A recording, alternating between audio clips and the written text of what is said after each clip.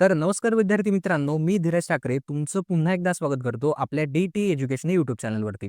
तर बघा विद्यार्थी मित्रांनो, आपण आजच्या व्हिडिओमध्ये इतिहास व राज्यशास्त्र या विषयासाठी संकल्पना चित्र पूर्ण करा हा प्रश्न प्रकार आपण आजच्या व्हिडिओमध्ये अभ्यासणार आहोत.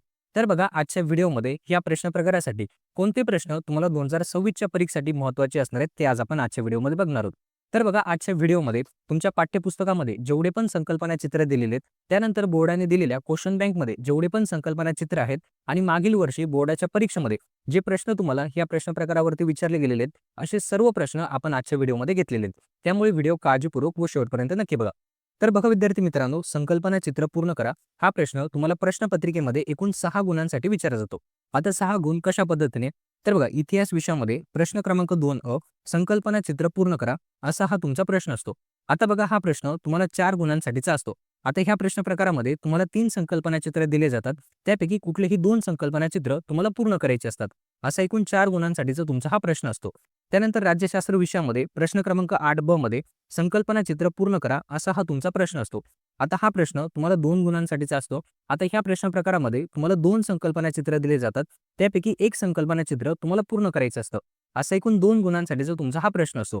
तर बघा अशा पद्धतीने एकूण 6 गुणांचे प्रश्न या प्रश्न प्रकारावरती तुम्हाला परीक्षेमध्ये विचारले जातात. आता बघा ह्या प्रश्न प्रकारासाठी कोणते प्रश्न तुम्हाला परीक्षेच्या दृष्टिकोनातून महत्त्वाचे असणार आहेत ते आता आपण बघूया. आता इतिहास विषयातला तुमचा पहिला धडा आहे इतिहास लेखन व पाश्चात्य परंपरा. आता ह्या धड्यामध्ये आपलं पहिलं संकल्पना चित्र आहे. यामध्ये युरोपातील महत्त्वाचे विचारवंत तुम्हाला विचारलेले आहेत. आता हा प्रश्न 2023च्या परीक्षेमध्ये तुम्हाला विचारला गेलेला आहे. आता ह्या संकल्पना चित्रासाठी 4 नाव तुम्हाला लक्षात ठेवायचे आहेत. ज्यामध्ये व्हॉल्टेअर, त्यानंतर लिओपोल्ड वॉन रँके, त्यानंतर जॉर्ज विल्यम फ्रेडरिक हेगल आणि रेने देकार्त असे 4 नावं तुम्हाला लक्षात ठेवायची असणार आहेत. यानंतर बघा पुढे आपलं दुसरं संकल्पना चित्र आहे. यामध्ये ग्रंथ आणि समोर तुम्हाला ग्रंथकार लिहायचे असणार आहेत. आता यामध्ये हिस्ट्री हा ग्रंथ हेरोडोटस यांनी लिहिला. त्यानंतर डिस्कोर्स ऑन द मेथड हा ग्रंथ रेने देकार्त यांनी लिहिला. त्यानंतर दास कॅपिटल हा ग्रंथ कार्ल मार्क्स यांनी लिहिला. त्यानंतर ज्ञानाचे पुरातत्व हा ग्रंथ मायकल फोको यांनी लिहिला. आता ह्या संकल्पना चित्रासाठी तुम्हाला ग्रंथ आणि त्यांचे ग्रंथकार हे तुम्हाला लक्षात ठेवायचे असतात. यानंतर बघा पुढे आता ह्या संकल्पना चित्रामध्ये तुम्हाला व्यक्ती दिले आहेत आणि त्यांची व्यक्ती वैशिष्ट्य तुम्हाला लिहायची असतात. आता यामध्ये लक्षात ठेवा व्हॉल्टेअर यांना आपण आधुनिक इतिहास लेखनाचा जनक असं म्हणतो. त्यानंतर सीमा द बोआ यांना आपण स्त्रीवादी इतिहास लेखनाची सुरुवात करणारे असं आपण ओळखतो. त्यानंतर मायकल फुको यांना ज्ञानाचे पुरातत्व आणि कार्ल मार्क्स यांनी वर्ग संघर्षाचा सिद्धांत मांडला. आता ह्या संकल्पना चित्रासाठी तुम्हाला व्यक्ती आणि त्यांची व्यक्ती वैशिष्ट्ये तुम्हाला लक्षात ठेवायची असणार आहेत. यानंतर बघा पुढे आपला दुसरा धडा आहे इतिहास लेखन व भारतीय परंपरा. आता ह्या धड्यामध्ये आपलं पहिलं संकल्पना चित्र आहे. यामध्ये स्वातंत्र्योत्तर काळातील भारतीय इतिहास लेखनाचे पैलू आपल्याला विचारले आहेत. यामध्ये तुम्ही लिहू शकतात वंचितांचा इतिहास, त्यानंतर मार्क्सवादी इतिहास आणि स्त्रीवादी इतिहास अशी 3 नावं तुम्हाला लक्षात ठेवायची असतात. परीक्षेमध्ये कुठलीही 2 नावं तुम्हाला विचारले जाऊ शकतात. यानंतर बघा पुढचं संकल्पना चित्र आहे. यामध्ये भारतातील राष्ट्रवादी इतिहासकार तुम्हाला विचारलेले. यासाठी 4 नावं लक्षात ठेवा. ज्यामध्ये राजेंद्रलाल मिश्र, त्यानंतर विष्णू शास्त्री चिपळूणकर, त्यानंतर विनायक दामोदर सावरकर आणि राधा कुमुद मुखर्जी अशी 4 नावं तुम्हाला राष्ट्रवादी इतिहासकारांचे लक्षात ठेवायचे असणार आहेत. यानंतर बघा पुढे आपलं तिसरं संकल्पना चित्र आहे. यामध्ये एका बाजूला लेखक दिलेले आहेत आणि समोर त्यांनी लिहिलेले पुस्तकं तुम्हाला लिहायचे असणार आहेत. आता हा प्रश्न 2019च्या परीक्षेमध्ये तुम्हाला विचारला गेलेला आहे. यामध्ये बघा जेम्स मिल यांनी the history of British India हे पुस्तक त्यांनी लिहिलं. त्यानंतर जेम्स ग्रँड डफ यांनी a history of the Marathas हे पुस्तक त्यांनी लिहिलं. त्यानंतर माउंट स्टुअर्ट एल्फिस्टन्स यांनी द हिस्ट्री ऑफ इंडिया हे पुस्तक त्यांनी लिहिलं. त्यानंतर श्री अ डांगे यांनी प्रिमिटिव्ह कम्युनिझम टू स्लेव्हरी हे पुस्तक त्यांनी लिहिलं. त्यानंतर डॉक्टर बाबासाहेब आंबेडकर यांनी हू वेअर द शूद्राज हे पुस्तक त्यांनी लिहिलं. आता ह्या संकल्पना चित्रासाठी तुम्हाला लेखक आणि त्यांनी लिहिलेले पुस्तकं हे तुम्हाला लक्षात ठेवायचे असणार आहेत. यानंतर बघा पुढे आपलं चौथं संकल्पना चित्र आहे. यामध्ये देखील तुम्हाला लेखक आणि समोर त्यांनी लिहिलेली पुस्तकं तुम्हाला लिहायची असणार आहेत. आता यामध्ये ताराबाई शिंदे यांनी स्त्री पुरुष तुलना हे पुस्तक त्यांनी लिहिलं. त्यानंतर पंडिता रमाबाई यांनी the high caste Hindu woman हे पुस्तक त्यांनी लिहिलं. त्यानंतर मीरा कोसंबी यांनी crossing threshold feminist essays in social history हे पुस्तक त्यांनी लिहिलं. त्यानंतर डॉक्टर शर्मिला रेगे यांनी writing caste, writing gender, reading Dalit women testimony हे पुस्तक त्यांनी लिहिलं. आता ह्या संकल्पना चित्रासाठी लेखक आणि त्यांनी लिहिलेली पुस्तकं तुम्हाला लक्षात ठेवायची असणार आहेत. यानंतर बघा पुढे आपला तिसरा धडा आहे उपयोजित इतिहास. आता ह्या धड्यामध्ये तुम्हाला सांस्कृतिक वारसावरती हे संकल्पना चित्र बऱ्याच वेळा तुम्हाला बोर्ड एक्झाममध्ये विचारलं गेलेलं आहे. आता बघा यामध्ये तुम्हाला मूर्त वारसा आणि अमूर्त वारसा विचारलेला आहे. आता मूर्त वारसामध्ये प्राचीन स्थळे असतात, वस्तू असतात, वास्तू असतात आणि शिल्पे असतात. हे तुम्हाला लक्षात ठेवायचं असणार आहे. त्यानंतर बघा अमूर्त वारसामध्ये यामध्ये पारंपरिक ज्ञान असेल, त्यानंतर धार्मिक विधी किंवा सण समारंभ साजरी करण्याच्या पद्धती असतील किंवा कला सादरी करण्याच्या पद्धती असतील, हे तुमचं अमूर्त वारसा असतं. आता बघा ही संकल्पना चित्र 2 गुणांसाठी परीक्षेमध्ये सगळ्यात महत्त्वाचं असणार आहे. यानंतर बघा पुढे दुसरं संकल्पना चित्र आहे. यामध्ये तुम्हाला मूर्त सांस्कृतिक वारसा विचारलेला आहे. यामध्ये तुम्ही शिल्प लिहू शकतात, हस्तलिखिते लिहू शकतात, त्यानंतर प्राचीन स्थळे तुम्ही लिहू शकतात किंवा वास्तू तुम्ही लिहू शकतात. आता बघा हा प्रश्न 2022च्या परीक्षेमध्ये तुम्हाला विचारला गेलेला आहे. यानंतर बघा तिसरं संकल्पना चित्र आहे. यामध्ये मानवीय ज्ञानशाखा तुम्हाला विचारलेल्या आहेत. यामध्ये समाजशास्त्र असेल, इतिहास असेल, मानवशास्त्र असेल किंवा पुरातत्व असेल, अशी 4 नावं तुम्ही लिहू शकतात. यानंतर बघा पुढचं आपलं चौथं संकल्पना चित्र आहे. यामध्ये भारतातील नैसर्गिक जागतिक वारसा स्थळे तुम्हाला विचारले. यासाठी 4 नावं लक्षात ठेवा, ज्यामध्ये सुंदरबन राष्ट्रीय उद्यान, त्यानंतर मानस वन्यजीव अभयारण्य, त्यानंतर नंदादेवी आणि व्हॅली ऑफ फ्लॉवर्स आणि त्यानंतर केवलदेव राष्ट्रीय उद्यान, अशी 4 जागतिक स्थळे तुम्हाला लक्षात ठेवायची असतात. यानंतर बघा पुढे 5वं संकल्पना चित्र आहे. यामध्ये जागतिक वारसा स्थळे तुम्हाला विचारले. आता यामध्ये लक्षात ठेवा, लेणीसाठी अजिंठा, वेरूळ आणि घारापुरी लेणी, त्यानंतर रेल्वे स्टेशनसाठी छत्रपती शिवाजी महाराज रेल्वे स्टेशन, त्यानंतर अभयारण्यामध्ये दाजीपूर, त्यानंतर सागरेश्वर आणि ताडोबा अभयारण्य हे तुम्हाला लक्षात ठेवायचं आहे. त्यानंतर नैसर्गिक वारसा यामध्ये कास पठार हे तुम्हाला लक्षात ठेवायचं असतं. आता बघा हे देखील संकल्पना चित्र बऱ्याच वेळा बोर्ड एक्झाममध्ये तुम्हाला विचारलं गेलेलं आहे. यानंतर बघा आपला चौथा धडा आहे भारतीय कलांचा इतिहास. यामध्ये पहिलं संकल्पना चित्र आहे. यामध्ये भारतातील भित्तिचित्र म्हणजे गुहाचित्र असलेले राज्य तुम्हाला विचारले गेलेले आहे. आता हा प्रश्न 2023च्या परीक्षेमध्ये तुम्हाला विचारलेला आहे. यामध्ये लक्षात ठेवा, मध्य प्रदेश, त्यानंतर उत्तर प्रदेश, त्यानंतर उत्तराखंड आणि बिहार असे 4 राज्यांची नावं तुम्हाला लक्षात ठेवायची. यानंतर बघा पुढे दुसरं संकल्पना चित्र आहे. यामध्ये भारतातील विविध राज्यातील नृत्य प्रकार तुम्हाला विचारले आहेत.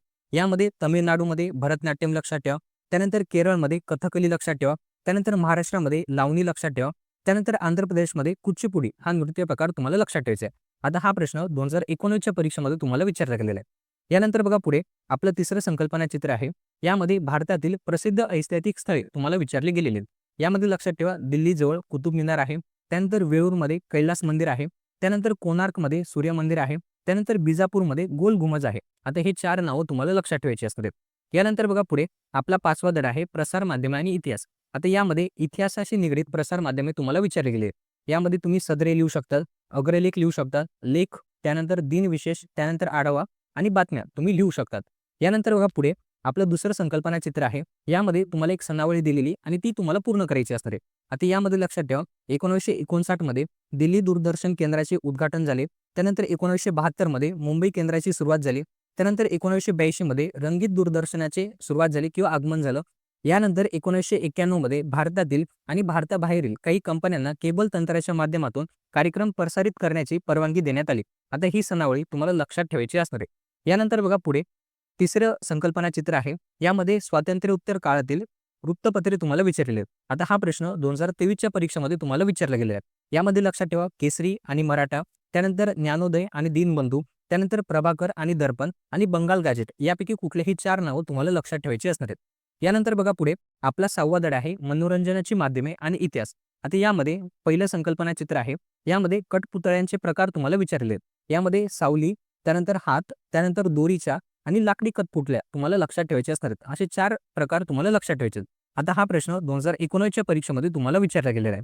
यानंतर पुढे दुसरं संकल्पना चित्र आहे. यामध्ये भजनांना लोकप्रिय करणारे संत तुम्हाला विचारले गेलेले आहेत. आता यामध्ये लक्षात ठेवा, उत्तर भारतामध्ये संत तुलसीदास, त्यानंतर महाराष्ट्रामध्ये संत तुकडोजी महाराज, त्यानंतर गुजरातमध्ये संत नरसिंह मेहता, त्यानंतर कर्नाटकमध्ये संत पुरंदरदास. आता बघा हे 4 संतांची नावं तुम्हाला लक्षात ठेवायची असणार आहेत. आता हा प्रश्न तुम्हाला 2019च्या परीक्षेमध्ये विचारला गेलेला आहे. यानंतर बघा पुढे आपलं तिसरं संकल्पना चित्र आहे. यामध्ये मराठी संगीत नाटके व लेखक तुम्हाला विचारले. आता यामध्ये लक्षात ठेवा, संगीत शकुंतल यासाठी अण्णासाहेब किर्लोस्कर, त्यानंतर मूक नाईक याच्यासाठी लक्षात ठेवा श्रीपाद कृष्ण कोल्हटकर, त्यानंतर संगीत मानापमान यासाठी कृष्णाजी प्रभाकर खाडीलकर, त्यानंतर संगीत शारदा म्हणून गोविंद बल्लाळदेव हे नाव तुम्हाला लक्षात ठेवायचे आहे. आता हा प्रश्न तुम्हाला 2019च्या परीक्षेमध्ये विचारला गेलेला आहे. यानंतर बघा पुढे चौथं संकल्पना चित्र आहे. यामध्ये भारत एक खोज ह्या मालिकेतून मांडलेल्या घटना तुम्हाला लिहायच्या आहेत. आता हे तुम्हाला पुस्तकामध्ये दिलेले आहे. यामध्ये लक्षात ठेवा, मौर्य कालखंड, त्यानंतर मुघल कालखंड, त्यानंतर सिंधू संस्कृती आणि वैदिक काळ हे 4 नावं तुम्हाला लक्षात ठेवायचे आहेत. आता हा प्रश्न 2025च्या परीक्षेमध्ये तुम्हाला विचारला गेलेला आहे. यानंतर बघा पुढे आपला 7वा धडा आहे खेळ आणि इतिहास. आता ह्या धड्यामध्ये पहिलं संकल्पना चित्र आहे. यामध्ये तुम्हाला बैठे खेळ विचारले, कुठलेही 4 बैठके तुम्ही लिहू शकतात. आता बघा हा प्रश्न बऱ्याच वेळा तुम्हाला परीक्षेमध्ये विचारला गेलेला आहे. आता यासाठी मैदानी खेळ सुद्धा तुम्हाला लक्षात ठेवायचे असतात. यानंतर दुसरं संकल्पना चित्र आहे. यामध्ये तुम्हाला विदेशी मैदानी खेळ तुम्हाला लिहायचे असतात. आता यामध्ये लक्षात ठेवा बॅडमिंटन, त्यानंतर टेबल टेनिस, त्यानंतर हॉकी आणि पोलो अशी 4 नावं तुम्हाला लक्षात ठेवायची आहेत. हे तुमचे विदेशी मैदानी खेळ असणार आहेत. आता हा प्रश्न 2022च्या परीक्षेमध्ये तुम्हाला विचारला गेलेला आहे. यानंतर बघा पुढे आपला 8वा धडा आहे पर्यटन आणि इतिहास. आता ह्या धड्यामध्ये पहिलं संकल्पना चित्र आहे. यामध्ये पर्यटनाचे प्रकार तुम्हाला विचारलेले आहेत. यामध्ये तुम्ही लिहू शकतात क्रीडा पर्यटन, त्यानंतर आंतरराष्ट्रीय पर्यटन, त्यानंतर कृषी पर्यटन, त्यानंतर ऐतिहासिक पर्यटन असे 4 पर्यटनाचे प्रकार तुम्ही लिहू शकतात. आता हा प्रश्न तुम्हाला जुलै 2020 मध्ये विचारला गेलेला आहे. यानंतर पुढे दुसरं संकल्पना चित्र आहे. यामध्ये महाराष्ट्रातील थंड हवेचे ठिकाण तुम्हाला विचारलेले आहेत. यामध्ये लक्षात ठेवा खंडाळा, त्यानंतर लोणावळा, त्यानंतर महाबळेश्वर आणि पाचगणी हे 4 नावं तुम्हाला लक्षात ठेवायची असतात. आता हा प्रश्न तुम्हाला 2025च्या परीक्षेमध्ये विचारला गेलेला आहे. यानंतर बघा पुढे 9वा धडा आहे ऐतिहासिक ठेव्यांचे जतन. आता यामध्ये पहिलं संकल्पना चित्र आहे कोशांचे प्रकार. आता बघा हा प्रश्न बऱ्याच वेळा तुम्हाला बोर्ड एक्झाममध्ये विचारला गेलेला आहे. यामध्ये लक्षात ठेवा शब्दकोश, त्यानंतर सूची वाङ्मय, त्यानंतर कोशासदृश वाङ्मय आणि विश्वकोश हे कोशाचे 4 प्रकार तुम्हाला लक्षात ठेवायचे असतात. आता हा प्रश्न देखील तुम्हाला बऱ्याच वेळा बोर्ड एक्झाममध्ये विचारला गेलेला आहे. यानंतर बघा पुढे दुसरं संकल्पना चित्र आहे. यामध्ये भारतातील प्रसिद्ध संग्रहालय तुम्हाला विचारलेले आहेत. आता यामध्ये लक्षात ठेवा कोलकाता येथे इंडियन म्युझियम आहे, त्यानंतर अहमदाबाद येथे the Calico museum of textiles आहे, त्यानंतर हैदराबादमध्ये सालारजंग म्युझियम आहे, त्यानंतर मुंबईमध्ये छत्रपती शिवाजी महाराज वस्तू संग्रहालय आहे. तर हे 4 नावं तुम्हाला लक्षात ठेवायची असतात. आता बघा संग्रहालयांसोबत तुम्हाला ग्रंथालय सुद्धा महत्त्वाचे असणार आहेत. आता हा प्रश्न 2019 आणि 2025च्या परीक्षेमध्ये तुम्हाला विचारला गेलेला आहे. यानंतर पुढे तिसरं संकल्पना चित्र आहे. यामध्ये तुम्हाला एक सणावळी विचारली गेलेली आहे. आता हा प्रश्न तुम्हाला 2022च्या परीक्षेमध्ये विचारला गेलेला आहे. आता यामध्ये बघा 1876 मध्ये भारतीय प्राचीन ऐतिहासिक कोश, त्यानंतर 1932 मध्ये भारतवर्षीय प्राचीन चित्रकोश, त्यानंतर 1937 मध्ये भारतीय मध्ययुगीन चित्रकोश, त्यानंतर 1946 मध्ये भारतवर्षीय अर्वाचीन चित्रकोश. आता हे नावं तुम्हाला लक्षात ठेवायची असणार आहेत. यानंतर बघा आता हे होते तुमचे इतिहास विषयाचे महत्त्वाचे प्रश्न. आता यानंतर तुम्हाला राज्यशास्त्र विषयाचे कोणते प्रश्न महत्त्वाचे असणार आहेत ते आता आपण बघणार आहोत. आता बघा राज्यशास्त्र विषयामध्ये तुमचा पहिला धडा आहे संविधानाची वाटचाल. आता ह्या धड्यावरती तुम्हाला फारसे प्रश्न परीक्षेमध्ये विचारले जात नाही. आता यानंतर राज्यशास्त्र विषयाचा दुसरा धडा आहे निवडणूक प्रक्रिया. आता ह्या धड्यामध्ये पहिलं संकल्पना चित्र आहे. यामध्ये तुम्हाला निवडणूक प्रक्रिया यावरती प्रश्न विचारला जाऊ शकतो. यामध्ये तुम्हाला 2 गुणांसाठी निवडणूक आयोगाची भूमिका तुम्हाला विचारली जाऊ शकते. त्यानंतर 2 गुणांसाठी राजकीय पक्ष व त्यांचे उमेदवार यांची भूमिका तुम्हाला विचारली जाऊ शकते. त्यानंतर मतदारांची भूमिका तुम्हाला 2 गुणांसाठी विचारली जाऊ शकते. आता हे संकल्पना चित्र तुम्हाला 2 गुणांसाठी सगळ्यात महत्त्वाचं असणार आहे. यानंतर बघा पुढे दुसरं संकल्पना चित्र आहे. यामध्ये देखील तुम्हाला निवडणूक प्रक्रिया विचारली गेलेली आहे. यामध्ये तुम्हाला निवडणूक प्रक्रियेचे हे टप्पे तुम्हाला लक्षात ठेवायचे असणार आहेत. आता हा प्रश्न तुम्हाला 2022 आणि 2019च्या परीक्षेमध्ये विचारला गेलेला आहे. यानंतर बघा पुढे तिसरं संकल्पना चित्र आहे. यामध्ये देखील तुम्हाला निवडणूक प्रक्रिया विचारली गेलेली आहे. यामध्ये बघा निवडणूक आयोगाची भूमिका कुठलेही 2 कार्य तुम्हाला लिहायची असणार आहे. त्यानंतर मतदारांची भूमिका यासाठी कुठलेही 2 कार्य तुम्हाला लिहायची असणार आहेत. हा देखील प्रश्न तुम्हाला 2025च्या परीक्षेमध्ये विचारला गेलेला आहे.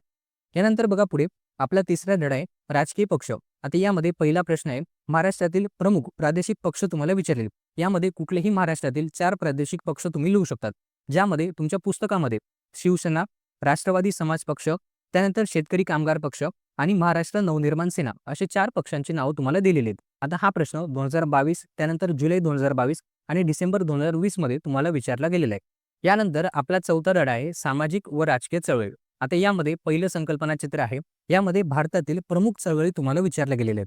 आता हा प्रश्न तुम्हाला 2023च्या परीक्षेमध्ये विचारला गेलेला आहे. यामध्ये लक्षात ठेवा तुमच्या पुस्तकामध्ये 4 चळवळी दिलेल्या आहेत. ज्यामध्ये शेतकरी चळवळ असेल, ग्राहक चळवळ असेल, त्यानंतर स्त्री चळवळ असेल आणि पर्यावरण चळवळ असेल. अशा 4 चळवळी तुम्हाला लक्षात ठेवायच्या असणार आहेत. यानंतर बघा पुढे दुसरं संकल्पना चित्र आहे. यामध्ये भारतातील लोकशाही समोरील आव्हाने तुम्हाला विचारली गेलेली आहेत. आता यामध्ये तुम्ही जातीवाद लिहू शकतात, त्यानंतर दहशतवाद लिहू शकतात, त्यानंतर डावे उग्रवादी लिहू शकतात, त्यानंतर भ्रष्टाचार लिहू शकतात किंवा सामाजिक आव्हाने असे 4 नावं तुम्ही लिहू शकतात. आता हा प्रश्न 2025, 2019 आणि 2020च्या परीक्षेमध्ये विचारला गेलेला आहे. तर बघा आपण आजच्या व्हिडिओमध्ये इतिहास व राज्यशास्त्र या विषयातील संकल्पना चित्र पूर्ण करा ह्या प्रश्न प्रकारासाठी महत्त्वाचे प्रश्न बघितले. ज्यामध्ये तुमच्या पुस्तकातले, त्यानंतर बोर्डाने दिलेल्या क्वेश्चन बँक मधले आणि मागील वर्षी बोर्डाच्या परीक्षेमध्ये जे प्रश्न तुम्हाला विचारले गेले होते असे सर्व प्रश्न आपण आजच्या व्हिडिओमध्ये अभ्यासलेले आहेत. तर बघा आजचा हा व्हिडिओ जर तुम्हाला आवडला असेल तर व्हिडिओला नक्की लाईक करा. जर तुम्ही आपल्या ह्या चॅनलवरती नवीन असाल चॅनललाही नक्की सबस्क्राईब करा.